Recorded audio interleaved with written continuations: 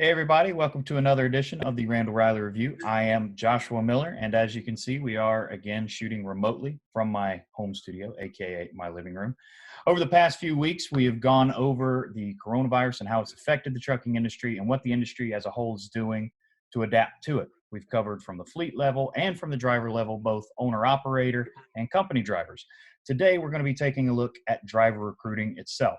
And to help me do that, I have with me Randall-Reilly's VP of Trucking Operations, Mr. Scott Maldonado.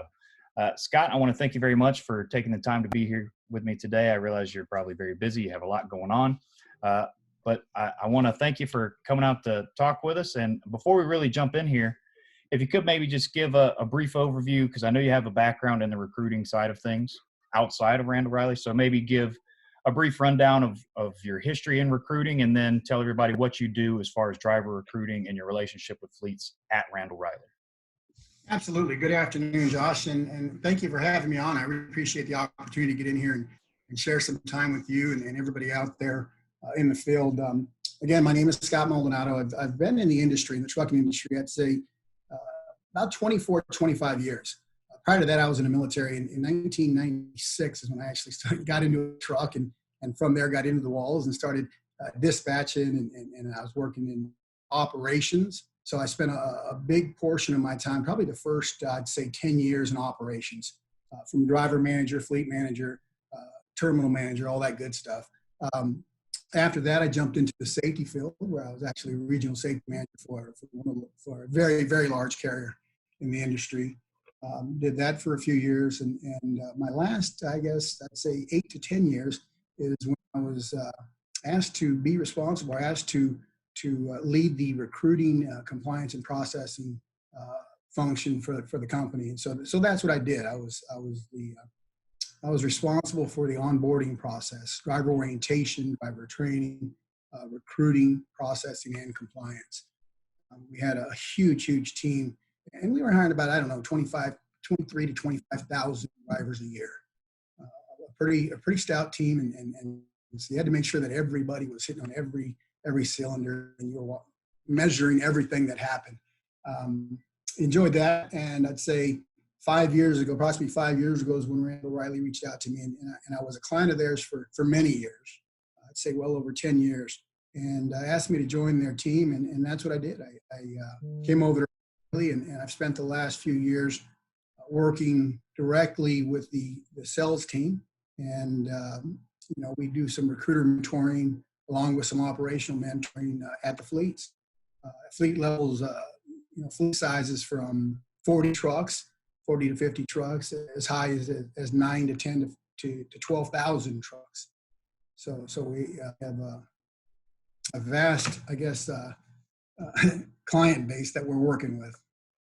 Yeah, well, that's great. And I know you said you touched on a little bit on the recruiter mentoring is what really jumped out at me, because especially if we're trying to look at this thing from the driver recruiting side. So maybe first we could just go into what's your normal prior to this. What is like a normal thing or process when you're coming in and you're trying to get in there and help mentor these driver recruiters? What was that like? And then maybe we can get into how that's changed over the past few weeks to a month or so.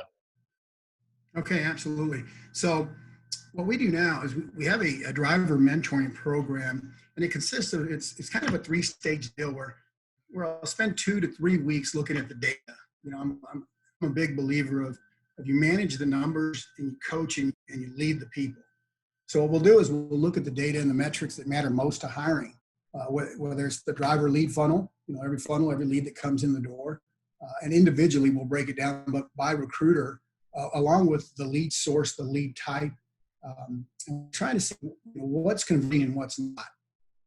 Aside from that, we're actually taking the data from the phone calls. So we'll listen to all the phone calls, 200, 300, 400 phone calls prior to showing up to the terminal location. And so we have a good understanding of what are some of the challenges that each individual recruiter might have. So it's just not a blanket, hey, do better, be nice, hire more. It's actually getting deep inside each individual and looking at where they might be struggling or where they're really strong at and getting more of that. We'll look at, their impactful introduction. How do we start off the phone call? building rapport and connecting. What are we doing to build rapport and connect with that actual driver? We all know that retention starts with recruitment.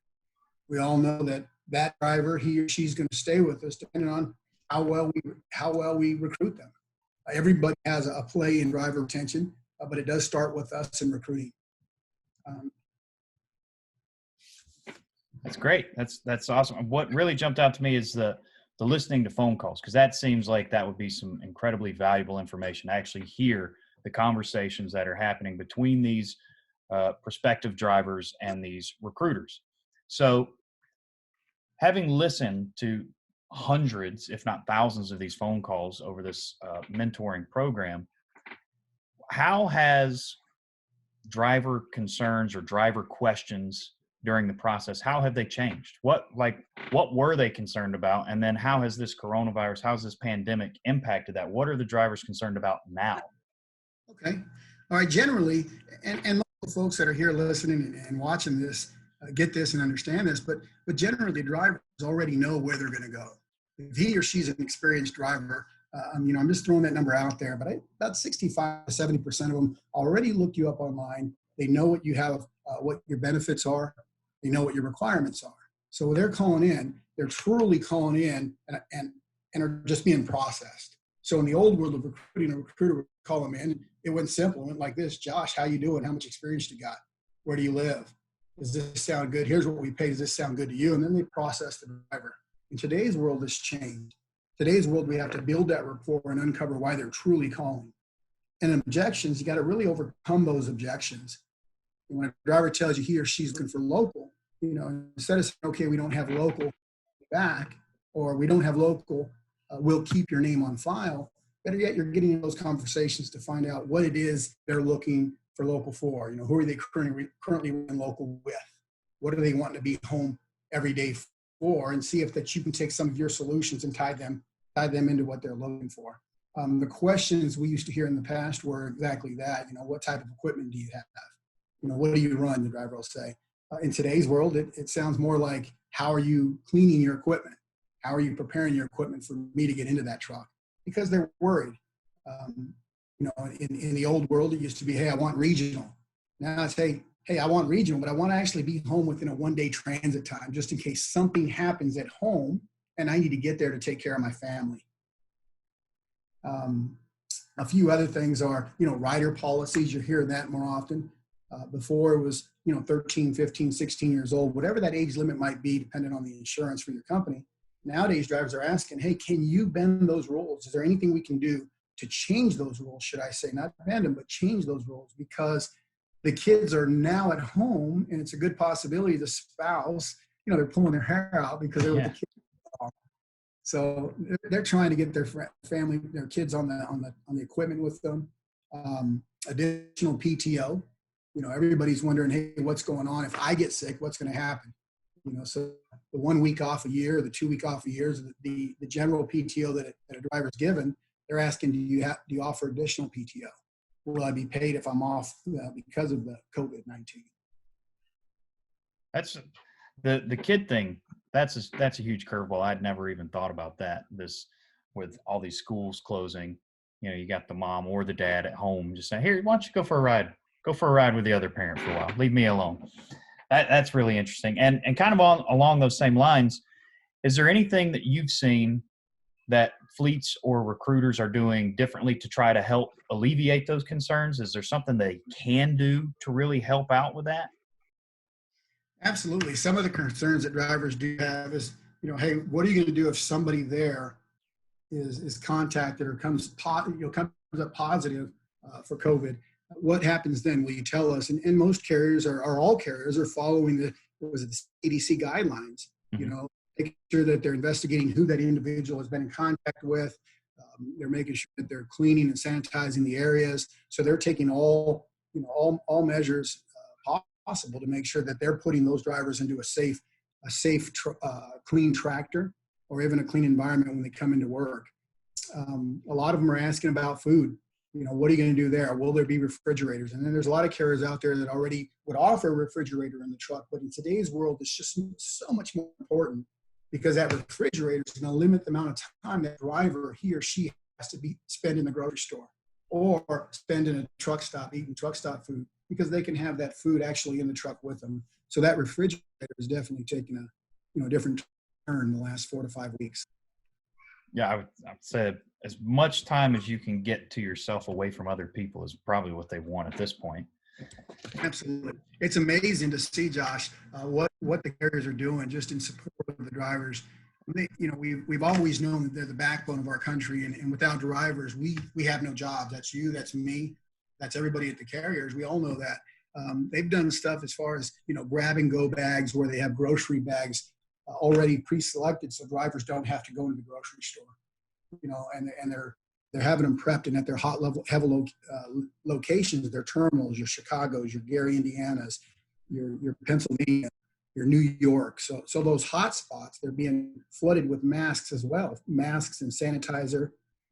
There's plenty of carriers out there that have partnered up with, is it distilleries? Is that what the beer, right? Distilleries? Oh yeah. Like I saw like Jack Daniels and a couple other people like those, like the liquor makers doing sanitizers now. Yeah, that's right. So, and there's a lot of carriers out there that have partnered up with those folks to actually buy that sanitizer in bulk. They've given containers to the drivers. Now the drivers use those containers and refill them, so they have access to them, and they're putting them at all the terminal locations wherever possible. So, That's great. I'm going to change it up just a little bit here because, it kind of strikes me, you and I, however far away we are, several hundreds, if not thousands miles, we've both been working remotely during this time. Now, I know that in the past, it wasn't really a thing to have driver recruiters work remotely. Now, because of this, fleets are having to change up what they're doing. Have you worked with a lot of fleets that have embraced this kind of remote work and having recruiters work from home and having everybody that can work from home? Is that something they're still kind of fighting, or are they going all in on that now, trying to keep everybody out of the buildings whenever possible?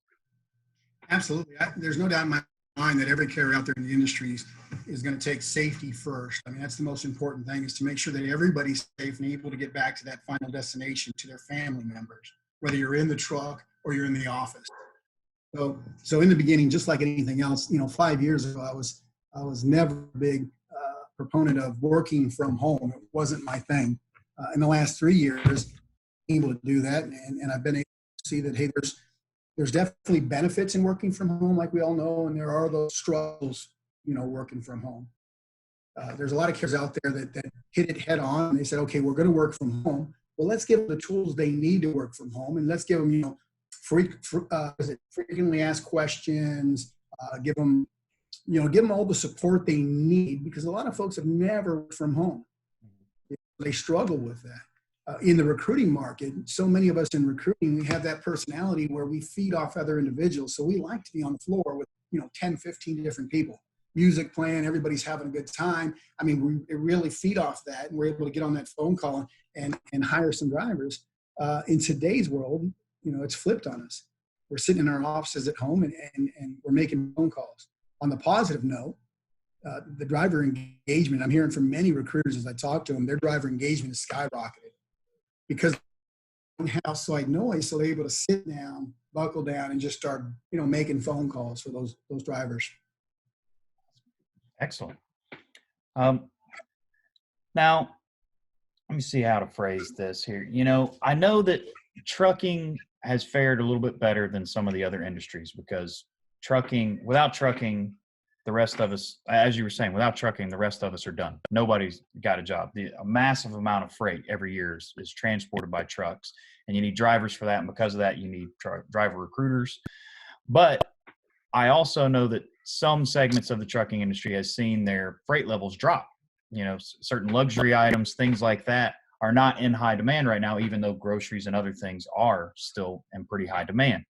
So if you're a company like that, if you're a carrier or a fleet where your freight demand has dropped off, is there something you can be doing in this downtime? Is there something you can have your recruiters do to try to fill that gap, to fill that void where there's not a need particularly for them to hire a bunch of drivers right now, as the demand's just not there for their particular market? Josh, that's a great question. I've had a few owners from a few companies call me and ask me, "Hey, Scott, what do you think? What should we do?"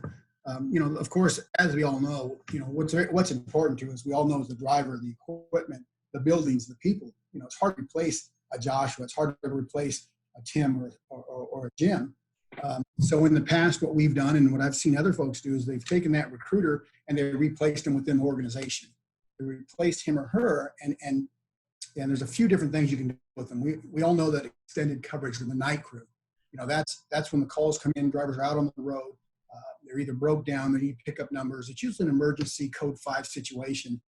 And to put a recruiter on the night shift, to actually get them that experience working in operations is always a plus. So when they get back on the phone and start recruiting, it really helps them out, to talk the talk and do what it is.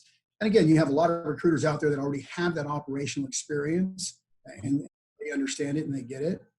But it's a great opportunity to put your recruiters in operations, whether they're calling on customers, tracking loads, tracking your JIT loads, just-in-time delivery. They can track loads for your driver managers and your customer service reps. I tell you what, here's another one. Here's a great one that I believe that if many carriers take advantage of this time, and it's perfect timing to do this because it has slowed down for some folks, is to put the recruiter out on the road right after they've been cleared and tested, right, that they're not infected, and put them on the road for 2 weeks. Every time when I go in, not every time, but just about every time I go in to visit with the fleets I work with, I always offer up how many of us have been out on the road, how many of us drove truck, and I see who's driven truck, and I ask how many of us been out on the road. And it's rare for 50% of the class to raise their hand and say, well, I've been out on the road. This is the time to do it. This is the time to get them out there. And it goes a long way with your driver base. Your driving partners really have, they really respect the fact that the leaders and the people in the organization will get out there and do it with them. This is a good opportunity for them to do it right along. That's something that I haven't really heard. That'd be an interesting suggestion to get some of these people out there so they can actually see what it's like on the other side of that conversation and see what drivers are going through. Probably help out a lot in those future conversations. Scott, do you think there's anything really important or critical that we haven't touched on today, whether it be driver recruiting in general or the way things have changed with driver recruiting due to coronavirus? I'm sure I'm going to hang up and say, man, I wish I would have brought this up, or I wish we would have talked about that. I think it's important just to stay as positive as you can, because as a leader, recruiter, as a person, we want to know that we're working with folks that are there to support them and that will be positive. We want to know that, and I always go back to my military. In my military career, I did 8 years in the Army as a sergeant. When I went into Iraq, I led a squad of soldiers. I couldn't let them know that things weren't bad or things were being rough. They were leaning on me, looking my direction to make sure that they were going to be okay. And so as a recruiter or anybody that's working inside the walls, that voice needs to come out that, hey, things are going to get better. Just like 2008 when that happened, or 2007 and 8 when that happened to us, we were able to adapt things. We changed our whole way of doing business, and we kept those things. We were able to keep a few of those things because we were working more lean. We found out that, hey, we got a little wasteful, and so we were able to keep those things and continue to do that. And I think that's going to happen this time as well. All right. Well, before I let you go here, there has been one question that I've asked everybody, regardless of whether we're talking about fleets or company, owner, operator, any of that stuff. And it's kind of just interesting for me to think about in the grand scheme of things, but I think it's particularly interesting when we talk about trucking. Is there any changes that have come about because of this virus and this pandemic that are being implemented right now as a response to it that you think when everything is all said and done and we get back to quote unquote normal, do you think some of these changes will stick around? No, absolutely. There's a few things that I think about. I mean, as simple as shaking hands. When you walk into a room, there's, so many times you walk up and you want to shake somebody's hand. And I don't know if that's going to go away or not. I don't know if we're going to continue to do that. Definitely cleaning the trucks and trailers. Drivers are asking, hey, how are you sanitizing the tractors and new driver prep? When they're getting ready for the new driver, what are you doing to prep those? I really believe that the new standard of cleaning them will continue to go forward. We'll move forward. Along with the driver driver DQ file or the processing of a driver. Many folks have already adapted to the online orientation, Mm-hmm. while others have not. So it's new to them. I think that online orientation, we're really going to see some benefits from that, along with, a drug test and a physical being done prior to actually scheduling the individual for orientation. I think you really see the benefits there with your no-show rates definitely declining when you do that, along with, the driver's more pot committed once they go take their drug test or physical. Those are just a few of the minor things that I do see possibly sticking. Do you think, have fleets been open to the remote driver recruiters? Do you think that is possible sticking around, or do you think once it's over, they'll bring everybody back in? You know what? It's hard to say, depending on the carrier, depending on the team that they're working with. It would be hard to measure, in my opinion. This is just my opinion. It would be hard to measure how productive Josh Miller is the last 4 weeks. Mm-hmm. 8 weeks ago, you were hiring 30 drivers a month, right? Yeah. And the next 8 weeks, you hire 15 a month. I could say, hey, it's because Josh is working from home, or I could say it's because of the COVID. I could say it's, all kinds of moving things. But I really believe if they give it a chance, if we give it a chance and an opportunity, and maybe have it optional for some recruiters, you're going to get more productivity and more hires when they work from home, some of them. So yeah. I can see some of that sticking around. Awesome. Well, again, everybody, this is Scott Maldonado. He is Randall-Reilly's VP of Trucking Operations. Scott, I want to thank you again for taking the time to talk to us today. I think a lot of the information you gave is really great. It's very interesting, and a lot of it's the first time I've heard. Like I wasn't aware of some of the prior physical and drug testing before orientations and things of that nature. I think that's enlightening, and I think that people can get a lot of information and take a lot away from our conversation we had today. And I really appreciate you coming on and talking to me. Well, Josh, I really appreciate you taking the time to invite me out and to jump on with you. So thank you very much, and stay safe, stay clean, and we'll see you soon, hopefully. Yes, sir. And the same goes for all of you. Stay safe and come back to see us next week for another Randall-Reilly Review video. Until then, we'll see you later.